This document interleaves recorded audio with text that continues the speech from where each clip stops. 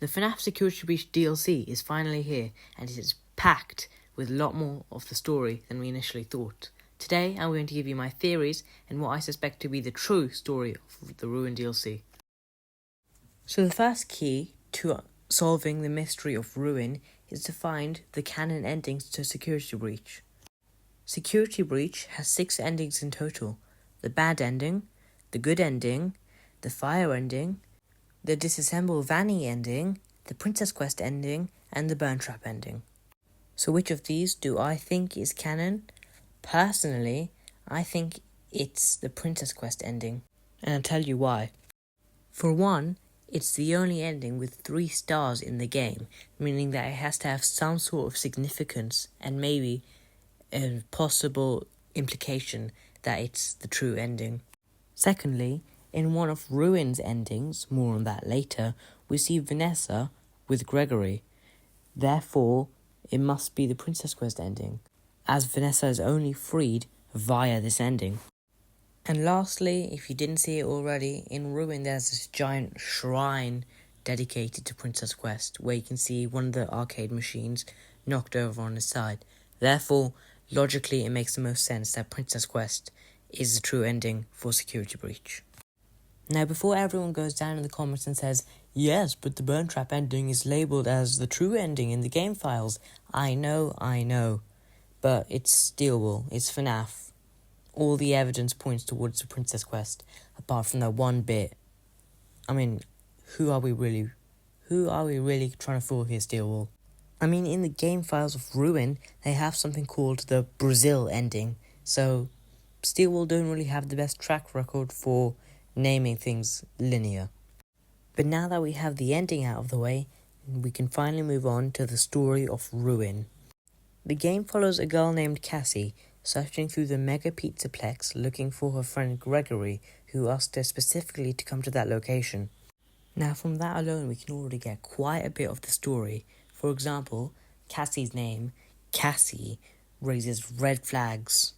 Now, 2 of William Afton's main murderings are Charlotte Emily, also known as Charlie, the daughter of Henry Emily, and Cassidy, the spirit who possesses Golden Freddy. And when you really listen to the name Cassie, you can hear the trace of Charlie and Cassidy being smudged together in one word. But that's enough on Cassie for now. Anyways, she goes down into the Pizzaplex, eventually meets Chica, who tries to attack her, but then randomly deactivates. She also finds a nice little walkie-talkie she can use to communicate with Gregory, who then explains his situation and how he got there and why he's down there. Gregory then explains he's trapped under the sinkhole under Roxy Raceway, which, for those of you who don't know, is where the burntrap ending takes place in the base Security Breach game. Cassie makes her way over there through the sewers, where she's attacked by Monty. Making her way to Gator Golf, she's greeted by a mask bot, which gives her the Curse of Dreadbear fnafhelpwanted vanny mask. This mask allows her to walk through things that she normally can't, like walls.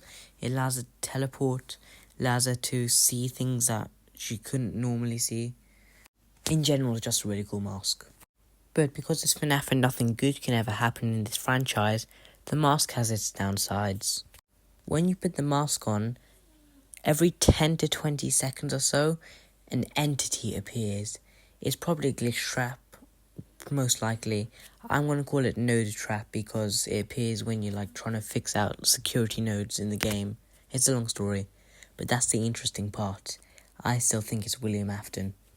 If you remember back in whatever month it was, May I think it was, when we got the Ruin trailer, you will remember that there was a glitch bunny at the end of the trailer. Well, this nodetrap thing is exactly that.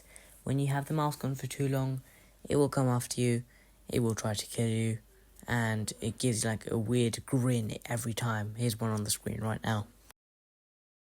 But fast forward and we end up in the daycare. Now, the daycare attendant has obviously merged with its 2 personalities, Sundrop and Moondrop, so now is known as Eclipse. Basically, what the Sundrop side of Eclipse wants us to do is to reboot him so that he has full control and basically gets rid of Moon because they don't like each other. One is happy, Sundrop, and one is just creepy and wants to kill you all the time, which is Moondrop. Anyways, fast forward again and you end up in Roxy Raceway, but apparently you need to deactivate more security nodes in Bonnie Bowl and Fazbear. So going down to Fazbear, you end up seeing Glamrock Freddy, who is not as he seems. So on the screen right now is the actual in-game shot of Glamrock Freddy. I'm going to pause the video for a few seconds and tell me when you see it. Well, that is it. If you look on Freddy's foot, you will be able to see that it says the word prototype, which implies that this is not the same Glamrock Freddy that helped us in Security Breach. So if this is not the real Glamrock Freddy, then where is the real one? Most likely, he has run off with Gregory after the Princess Quest ending, but in the Princess Quest ending, he loses his head. So where's his body? Probably disassembled, as we saw in the ending. For all we know, there could be 2 Glamrock Freddys lying around in Fazbear, and we only found one of them, which is unfortunately the evil one. I would also like to add that in the ending of Ruin, no spoilers until we actually get there in the video, but I'm going to say anyways, in the ending of Ruin, Gregory, when he's guiding us, he says, "Listen to my friend's instructions," which he could be talking about Glamrock Freddy, but unfortunately when he says his name, static cuts out the name, so of course we don't know who it is, but most likely it's Glamrock Freddy or Vanessa. Anyways, fast forward one more time and we end up under Roxy Raceway, and to get there is one final security node, which is Roxy herself, which is quite a shame because she is actually nice in Ruin and she helps us. I'm not going to explain too much yet because that's part of the ending, but she does help us and is quite emotional when she gets deactivated. She has to unfortunately deactivate Roxy, who is the final security node. I'm going to play the clip here so you can all see what an emotional moment it is in the game. Roxy. Cassie. Cassie. Welcome back, Cassie. You remember me?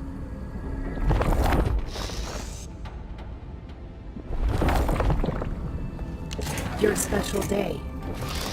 I remember. Your special day.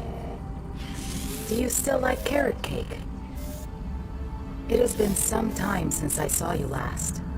If I remember correctly, it is on the 11th. I remember because you are number 1. Twice. Have you booked your party?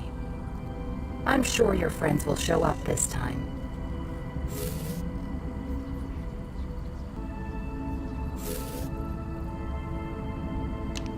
Cassie? What are you doing?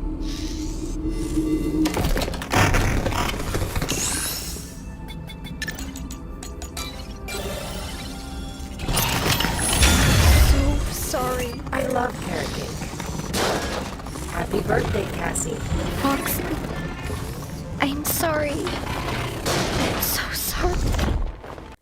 As you can see there, that is quite an emotional moment in the game, because Roxy thought she was all being friendly for once, and then, boom, Cassie goes ahead and takes her life. But anyways, once you do that, you can finally access the ending. Now, before we actually talk about the ending, I want to mention Candy Cadet, because Candy Cadet is a character that is somehow in Security Breach Ruin. Somehow, I don't know how it appeared, but it's here.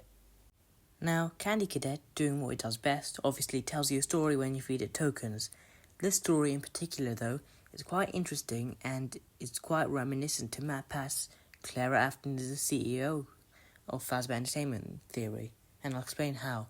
So first, we're going to listen to Candy Cadet's story that he tells you when you feed him the Faz tokens that you find around the map. Now I will tell you a story about a mother and her little boy who lived alone in a cabin in the dark woods. There was a monster in the woods, but the mother caught it and kept it locked in the basement.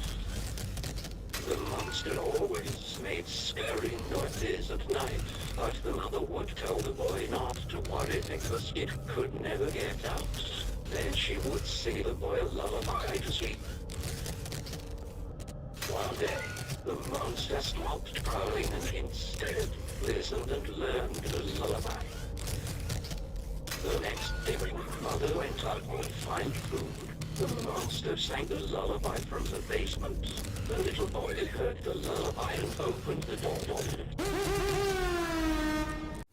So now that we know the story, let's replace some of the characters with characters that we're already familiar with. For example, let's replace the mother in the story with Clara Afton and the little boy with both Gregory and Cassie. And then that would leave just the monster. But who would the monster represent? Well, if we go straight to the ending of the Ruin DLC, we know that's going to be none other than the Mimic. But time for a quick history lesson. For those who don't know, the Mimic is a character from the Tales of the Pizzaplex FNAF books. It was made by a man named Edwin for his son David, because Edwin was always buried in his work and he needed someone to play with his son because his son was always getting bored. So to solve the problem, he came up with the Mimic. Since he worked for Fazbear Entertainment at the time, he was very good with making robots in particular.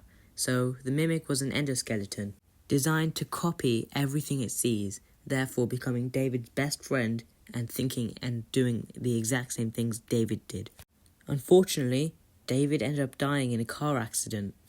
And every time Edwin saw the Mimic, it reminded him of his son, because it had the exact same personality. Edwin, too heartbroken to do anything, decides to destroy the Mimic, and that's where it learns violence from. Fast forward a few decades or so, Fazbear Entertainment come and collect the Mimic, taking it back to the Pizzaplex. Edwin now serves on the board of directors at Fazbear Entertainment, and is very angered when he sees the Mimic 1 program, the program he made, being installed into the Pizzaplex and given full control. And what's even more, it comes in the form of a white tiger, David's favourite toy.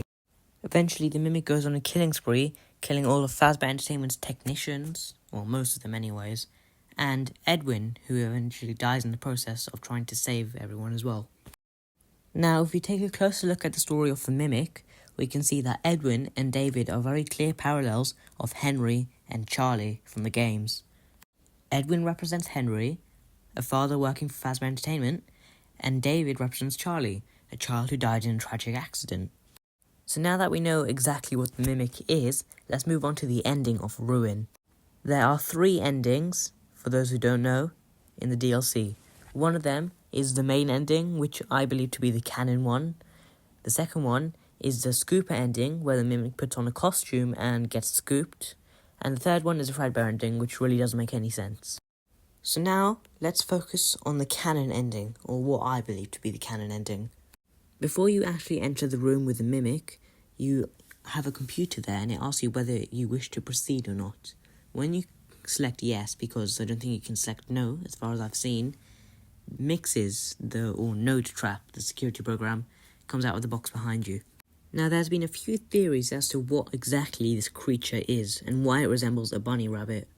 Some theories suggest that it's the security program that Vanessa made after she was freed by Gregory in the Princess Quest ending to keep burntrap / the Mimic downstairs in the basement.